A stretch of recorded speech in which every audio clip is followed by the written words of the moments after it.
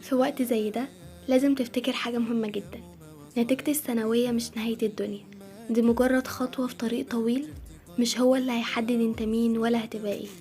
لكل أب أو أم، خليكم دايما سند لولادكم، اقفوا في ظهرهم وادعموهم حتى لو النتيجة ما كانتش على قد التوقعات. لو ابنك أو بنتك جابوا مجموع قليل، بلاش اللوم والتأنيب، بلاش تقارنوه بفلان، بلاش تعايروه أو تكسروه بكلمة. ما ينفعش تكونوا انتوا كمان حمل فوق الحمل، خصوصا لو تعب وبذل مجهود وسهر ودعا وحاول يعمل اللي عليه. يبقى الطبيعي انك تكونوا الحضن اللي تقويه مش الايد اللي بتكسره.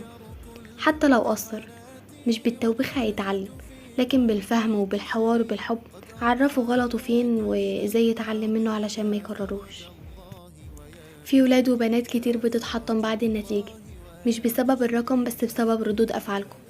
بلاش تكونوا سبب في ان ابنكم او بنتكم يدخلوا في اكتئاب او حتى يفكروا في حاجة اخطر زي انهم يؤذوا نفسهم. خليكم الامان والسند والظهر اللي يطمنهم في وقت الانهيار. لو انت جبت المجموع اللي بتحلم بيه، فدي نعمة كبيرة، احمد ربنا عليها من قلبك. احتفل بتعبك بشقاك بسهر الليالي اللي مراحش هدر. بس خليك دايما متواضع، واعرف ان المجموع مش مجرد رقم. اللي هيفرق هو انت هتعمل ايه بعد كده. ولو المجموع ما كانش على قد طموحك، اوعى تكسر بخاطرك. مفيش رقم في الدنيا يقدر يقيس مجهودك الحقيقي، ولا تعبك اللي محدش شافه غيرك. احنا شايفين اللي عملته واللي استحملته واللي اتحرمت منه، واحنا مؤمنين انك كنت تستحق اكتر بكتير. بس ساعات ربنا بيأجل التعويض علشان يجي في وقته، برا فرحة اكبر من اللي كنت بتحلم بيها. افتكر دايما، مفيش سعي بيروح على الفاضي، وكل خطوة ليك ربنا شايفها وهيردها في وقتها.